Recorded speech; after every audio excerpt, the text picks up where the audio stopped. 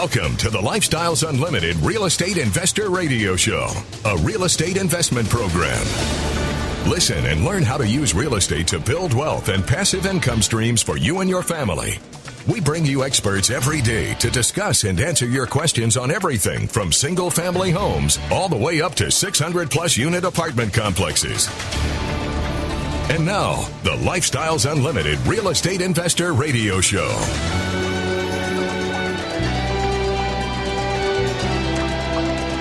Welcome to the show. My name is Al Gordon, and as always, we're working on your financial freedom. You know, just before the show went on, I was connecting two members of Lifestyles Unlimited together. One of them lives up in Dallas, and one of them lives over in Phoenix. And, you know, ironically, these two individuals know of each other, but they've never met. And I was dialoguing with both of them yesterday. And as part of the conversation, I found out that one of them wanted to get involved with skydiving. This guy's like kind of an adrenaline junkie. As a matter of fact, the guy was on the show yesterday, Peter. He wants to do some skydiving. Well, I just happen to know another Lifestyles Unlimited member who also is a radio host for the Lifestyles Unlimited Real Estate Investor Radio Show. His name's Andy Webb. You've probably heard his work. And Andy is I don't even know how to describe it. This guy is, if he were in the Army, we would say the guy is all tabbed out, meaning he's been to every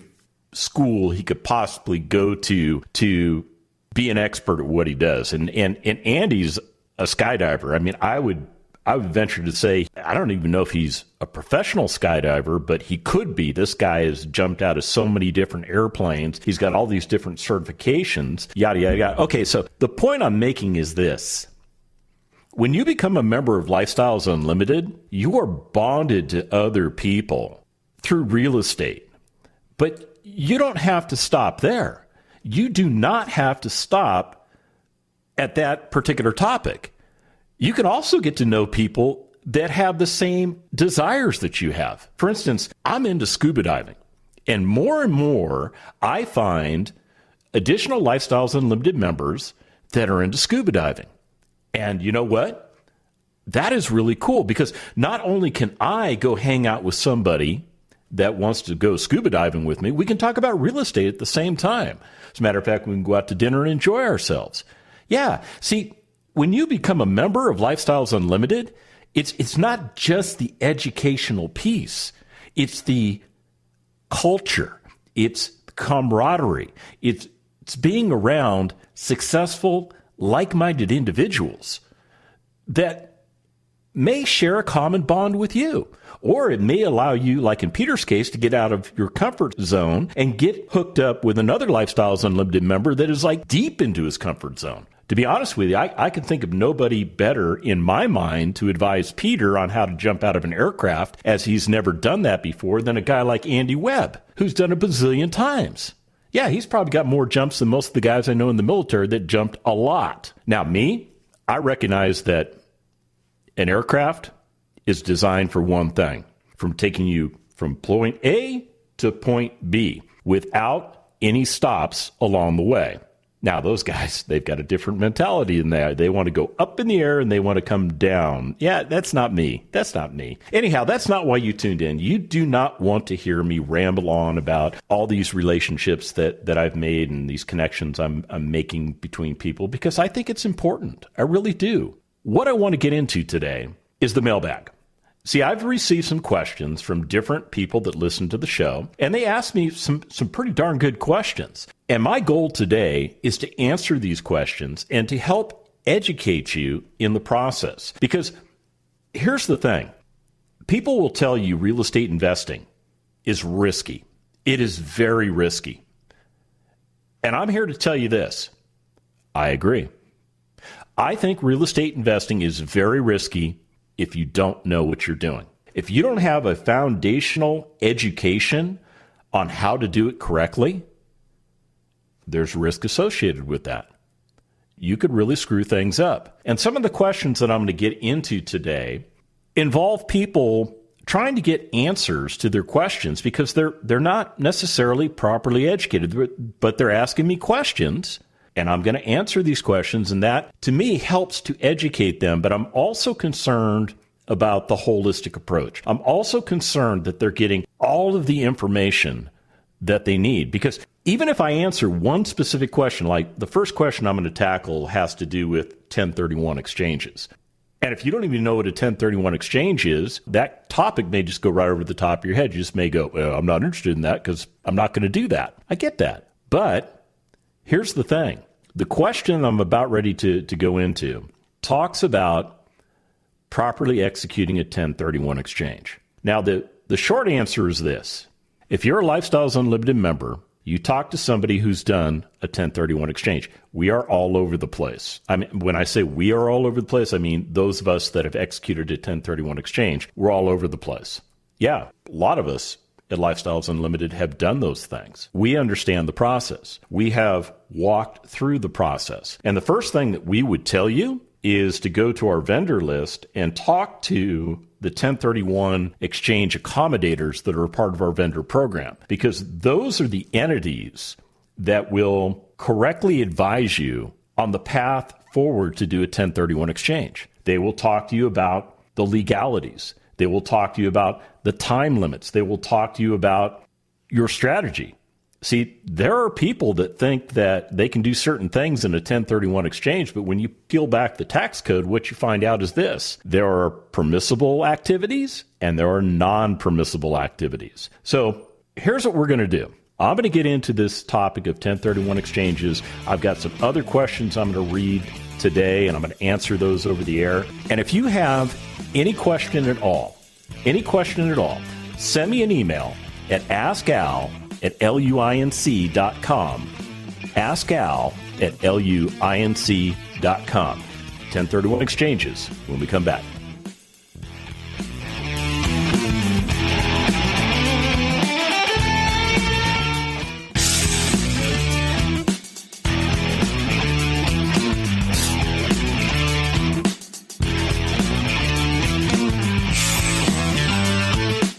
Warning.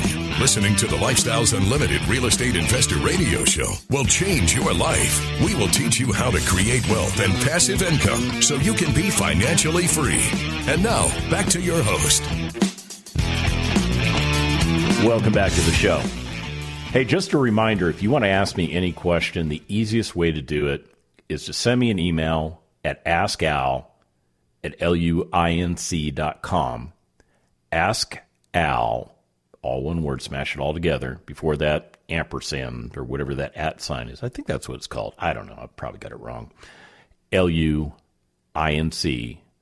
stands for Lifestyles Unlimited Incorporated. Yeah, and I will answer you back. I absolutely will answer you back. But let's get into Dre's question, because this is actually kind of a semi-complex question. He says, Dear Al, I'm in a bit of a dilemma. I have about 5 single-family rentals, all in the same family. One is a townhome. That was my first purchase, and it was not purchased as an investment property initially. Due to working out of state for many years, I rented the townhouse, which was his primary residence, for the majority of the time and depreciated it on my tax returns. Okay, so let's address the fact that he's got 5 rental properties that he's thinking about selling. Now, when he brings up the concept of 1031 exchange, he knows that if he were to sell these properties, he would be liable for any capital gains taxes plus depreciation recapture that he is, for any depreciation that he's taken on the property. That's the 2 taxes that come into play when you sell investment property.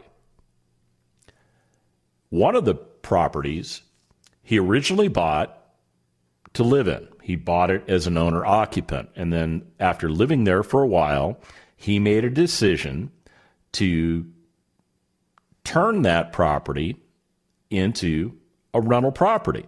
And that's totally fine, completely legal, as long as he didn't do anything to mess with the terms and conditions of the original note. For instance, he says he bought it as his original property. I mean, he was going to be an owner-occupant. So let's say he bought with an FHA loan or a VA loan.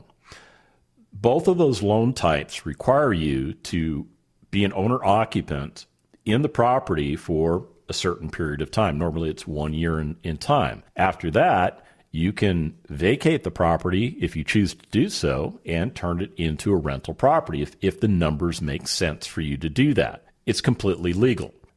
Let's get back to his question, because what I wanted to do is kind of frame the fact that he was, in the back of his mind, worried about this townhome that he owned. Due to marriage and kids, I'm thinking about relocating back to my original state to build a family home that I'll permanently live in.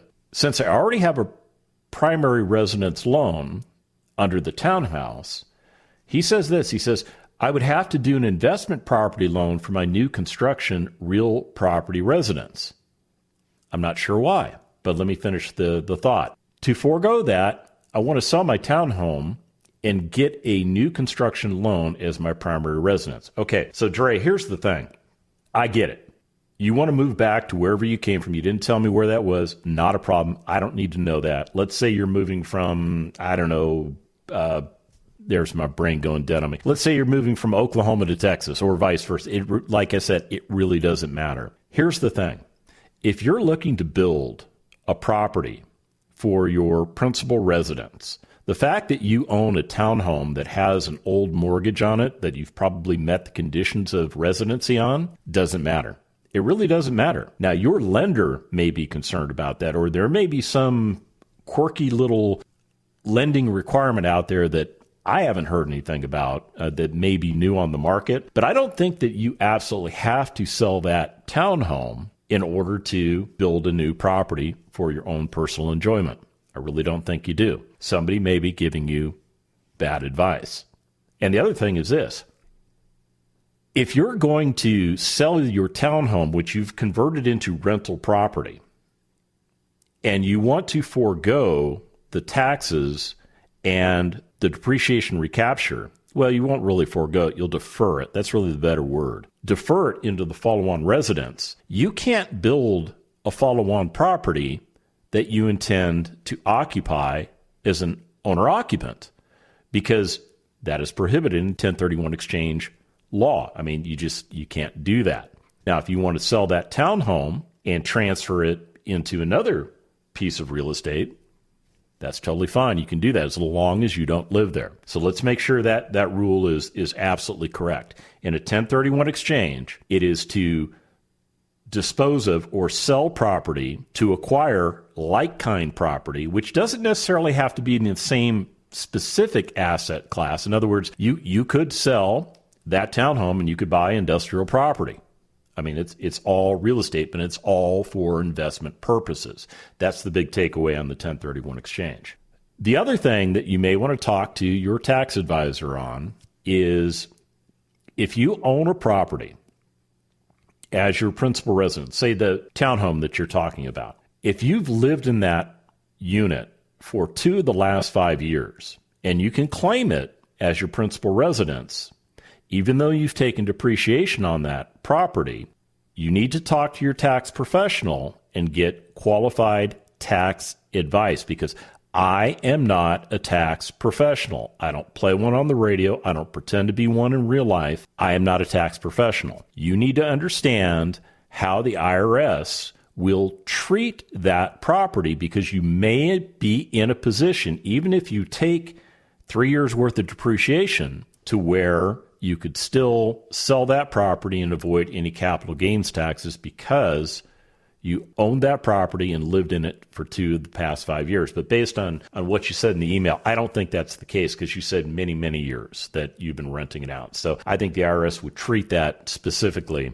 as income-producing property. So he goes on to say this. My question is this. Can I sell my townhouse? Yes. Do a 1031 exchange to avoid the depreciation recapture and capital gains tax? Yes. Use that for my new construction personal home? No, you cannot. Then he goes to say, remember, my townhome was not originally purchased as an investment property. Yeah, but it depends on how you've treated that property. And you go on to say right here that you've treated it as investment property for many years. Many years to me seems to be a long period of time. So what I would do, Dre, is I would check with your tax advisor. I would get some good advice on maybe disposing of that townhome. Sounds like you've got some other rental properties. You need to sit down and take a look at if you sold those additional properties and you did a 1031 exchange, what kind of properties would you acquire to move the money into? Make sure that if you do that transaction, it meets your goals and objectives for growing your real estate portfolio. When we come back from the break, I've got another question to answer for you. Stick around.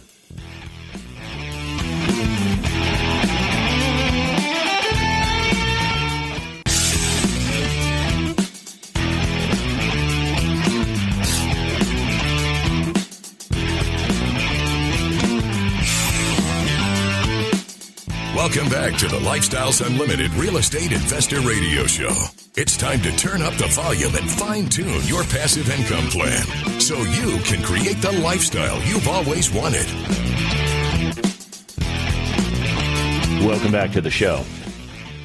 So we're jumping into the mailbag today, and if you have a question, send it to me at askal@luinc.com, askal@luinc.com. So here's the next question that came in, and this is from Marbell. She said, I'm a 25-year-old female who works the typical 9-to-5 office job, and I cannot possibly imagine doing this for 40 more years. Okay, right there, I'm going to stop because this is the problem with the world, or at least our piece of it. That's the biggest problem with America right now, is that our young people are looking at a 40-year or more time horizon for retirement once they enter the job market.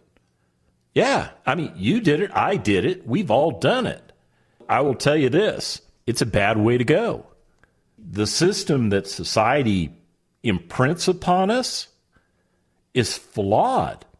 It is absolutely flawed. And there are just more and more people that get to a big pile of money somewhere later in life, and then they start living off of that money and hope it doesn't run out before they pass away. That is going on this very moment in America. Guaranteed. Guaranteed. I know people who are Lifestyles Unlimited members who have bought investment properties, and they use the proceeds, the passive income that comes from those properties, to help other family members who are elderly make ends meet. Yeah, because the retirement system that those elderly people are on failed them. They got to a point in their life where their expenses overran their income streams, and they just flat out ran out of money. So you know what, Marbell? I applaud you. I applaud you for being 25 years old and understanding that the age of 65 is a long, long ways away. Now, I just turned 57, and that's still 8 years away from me. So I know what you're feeling. I get that. Okay, so let's get back to Marbell's question. She said, my fiance and I have been saving money for the past 2 to 3 years to buy a house. But lately, I've been thinking a duplex or a triplex might be a better idea because we could possibly house hack it. I've had so much trouble finding anything on the market in our price range. Everything sells in a day for just ridiculous amounts over the actual value of the house. I guess my main question is this. Since I'm just starting out, should I keep waiting for the so-called impending housing crash to hit, or just get into the market as soon as possible? Well, Marbell, that is really a great question. And I'm going to dust out the crystal ball here, and we're going to see if we can answer this for you. So, first of all, I like the fact that you're thinking about investing. You're thinking about investing. Now, you're also conflicted because you're thinking about buying a home that you're going to live in. Now, I will tell you this, Marbell. Buying a home to live in, although many people think that's an investment, I don't think that's an investment. I don't. I think what you're doing is you're agreeing to buy a property and live there and hope that over time the value of that property will go up. And, real estate traditionally tends to go up. But there's no income stream. There's no income stream that property produces for you because all you're doing is consuming that property. It's the same as if you rent a home or rent an apartment. You're paying a monthly fee for quiet enjoyment, and it's not providing you an income stream. See, when you're renting, the income stream is going to the person that owns that property. When you buy a house to live in, you're not paying yourself. You really aren't. I mean, if you really sat down and looked at all the money that people pour into their principal residences because, we want to upgrade the bathroom, we want to do this, we want to do that, you spend a lot of money on your principal residence. And then when you go to sell that property, you hope that it has gone up in value over time. And when you sell, the IRS does allow you to exclude a certain amount of the proceeds that you may make on a sale from capital gains taxes. So you get a big chunk of money, but it didn't provide you an income stream. See, when you look at the second part of your equation, if you buy, say, a duplex or a triplex or maybe a fourplex, you're buying an asset that, yes, you will live in, but you also have adjoining units that are paying income streams for you. So it can be very advantageous, especially to somebody like you getting started, to buy a duplex, triplex, or a fourplex as their first initial home. And here's what makes it even more attractive. The cost of that property, as far as what you need to qualify for, is going to be a lot less than the sales price depending on the number of units in that physical structure. The reason is your lender can use the existing rents and the rental history as qualification and additional income for you so that you can buy that property. So what am I getting at? Okay, let's say you and your fiance qualified for a house that's worth, let's $200,000. And maybe you got qualified through one of the government loan programs, an FHA program, meaning you only have to put 3.5% down. You can qualify for an even more expensive property that's a duplex, triplex, or fourplex because now you can use those rental incomes off of the units that you will not occupy to be added to your income stream, which allows you to qualify for a more expensive property. Okay, so I want you to think about that. So you're able to leverage the fact that it's an investment property. Here's the other thing you can look at. Many of our Lifestyles Unlimited members that are younger, like you, do this transaction because it allows them to get into a property that they can own for as little out of pocket as possible. Because you're 25. It's not, not every 25-year-old has, $300,000 laying around. I get that. It takes time to save that money up. And the fact that you've been doing it for 2 to 3 years, that speaks volume about, what your potential for success is. But let's say you bought a duplex.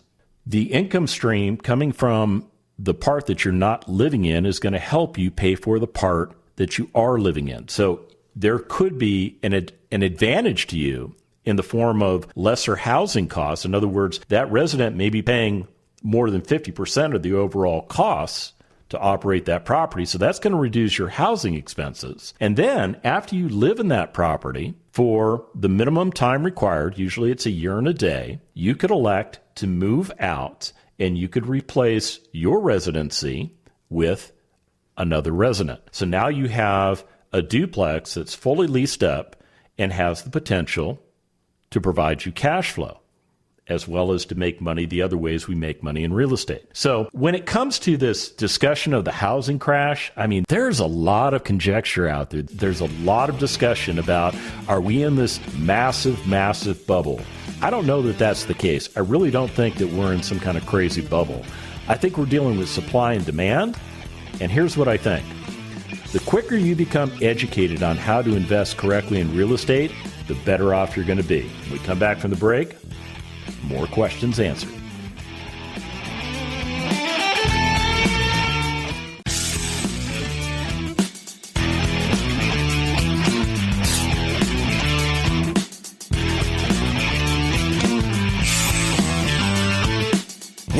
with the Lifestyles Unlimited Real Estate Investor Radio Show.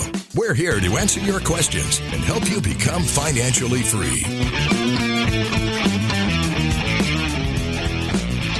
Welcome back to the show. Don't forget, you can send me any questions or comments to askal@luinc.com. That's askal@luinc.com. Okay, so now I've got another question for you. This one's kind of a deep question. It is, because this is coming from somebody who knows people who are investing in properties. And I'll just read you the question, and I think it will do a good job of elaborating what the concern is. So it says, Dear Al, I have a few friends who are self-described investors, and they are purchasing multiple homes by just putting down the down payment and renting them out. The rent for the homes is always slightly less than the mortgage or break even, never more. Wouldn't the interest rate on the loans, maybe in the 4%-ish rate, crush them later on? Is there something I'm missing entirely?